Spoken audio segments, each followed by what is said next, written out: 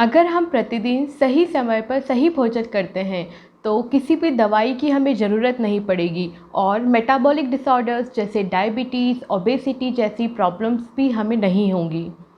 भोजन लेने के समय का चयन आयुर्वेद में आहार के नियमों का एक महत्वपूर्ण हिस्सा है। यह भोजन को पचाने की क्षमता को बढ़ाकर भोजन से पोषक तत्व को शरीर के अलग अलग हिस्सों तक पहुंचाकर विकास करता है। इस वीडियो को देखकर आप यह जान पाएंगे कि खाना कब और कितनी मात्रा में लेना चाहिए जिससे हमारा जो हेल्दी स्टेट है वह बना रहे। Hello, myself Dr. Lekha Soni. I am an Ayurvedic physician and I welcomes you all in my YouTube channel Ayur Lekha.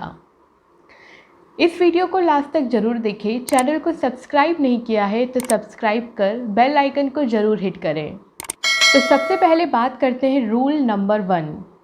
Lunch या डिनर करने का सबसे सही समय आयुर्वेद के अनुसार क्या है? आयुर्वेद में 24 घंटे के अंदर वातज, पित्तज, कफज यानी कि शरीर के जो 3 दोष होते हैं उनकी डोमिनेंसी अलग अलग समय पर अलग अलग होती है। दोषों के प्रभाव को देखते हुए ही आयुर्वेद में बताया गया है कि जो लंच है वो 10 से 2 के बीच में कर लेना चाहिए। और अगर मात्रा की बात करें तो दिन में जो मात्रा खाने की होती है वह पूरे दिन में सबसे ज़्यादा मात्रा होनी चाहिए। और इसी के साथ रात में जो भी खाना होता है वह बहुत कम क्वांटिटी में होना चाहिए, मतलब उसकी मात्रा बहुत कम होनी चाहिए। अब ऐसा क्यों कहा है, इसके रीज़न को समझने की कोशिश करते हैं। पूरे 24 घंटे में अगर देखा जाए तो जो पित्त दोष है वह दिन के 10 से 2 और रात के 10 से 2 में बहुत ज़्यादा प्रभावी यानी कि डोमिनेंट होता है। आयुर्वेद में बताया गया है कि हमारा जो शरीर है वह बाहर के वातावरण से बहुत ज़्यादा प्रभावी होता है। इसीलिए अगर दिन और रात की तुलना की जाए तो जो दिन में पित्त का प्रभाव है वह रात के पित्त के प्रभाव से थोड़ा ज़्यादा होता है, क्योंकि दिन में सूरज की गर्मी के कारण पित्त और ज़्यादा प्रबल हो जाता है। और यही कारण है कि दिन में जो मात्रा होती है खाने की अगर वह ज़्यादा भी ली जाए तो वह अच्छे से पच जाती है। तो अब आपके दिमाग में यह क्वेश्चन आ रहा होगा कि पित्त दोष आयुर्वेद में क्या है। तो चलिए शॉर्ट में इसको समझने की कोशिश करते हैं। भूख लगना, पाचन क्रिया करवाना, पोषक तत्वों का अवशोषण मतलब एब्जॉर्प्शन और भोजन के वेस्ट मटेरियल को अलग करना एवं उपयोगी अंश को शरीर के लिए लगाना, यही सब पित्त दोष के काम होते हैं। दिन के 10 से 2 के बीच में पित्त बढ़ा हुआ होता है। पित्त का बढ़ना मतलब जो शरीर का डाइजेस्टिव सिस्टम है, जो पाचन तंत्र है, उसका एक्टिव होना।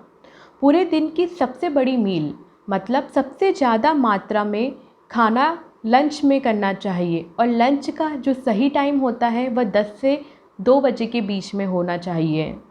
अगर आप ऐसा करते हैं तो डाइजेशन अच्छा होने से पोषक तत्वों का अच्छे से अवशोषण मतलब एब्जॉर्प्शन होता है और शरीर स्वस्थ होता है। अब आपके दिमाग में यह क्वेश्चन उठ रहा होगा कि अगर दिन में 10 से 2 के बीच में खाना खाया जाता है तो रात की 10 से 2 के बीच में खाना खाना चाहिए, पर ऐसा नहीं है।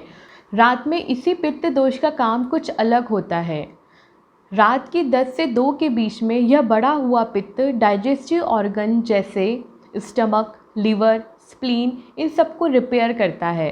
अगर खाना 7 बजे तक किया जाए तो 10 बजे तक डाइजेशन करने वाले organ liver, spleen, stomach resting stage पे आ जाते हैं और बढ़ा हुआ यह पित्त दोष उन्हें अच्छे से रिपेयर कर पाता है, जिससे इन सारे ऑर्गन्स की एक्टिविटी बहुत अच्छे हो जाती है। तो कुछ इस तरह से इन शॉर्ट कहा जाए तो दिन का खाना सबसे ज़्यादा मात्रा में होना चाहिए और रात का खाना सबसे कम मात्रा में होना चाहिए।